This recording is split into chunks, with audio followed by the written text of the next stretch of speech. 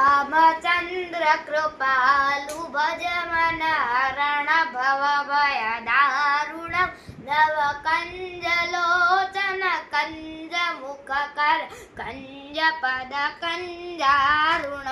कन्दार्प अगणित अमित चविन नीलनीरद सुन्दरं पटपीतमानहु तडित रुचि शुचि नौमि जनकसुतावरणं रघुनन्द आनन्द कंद कौशल चंद दशरथ नंदनं शिरमुकुट कुण्डल तिलक चारु उदाव अंगविभूषणम्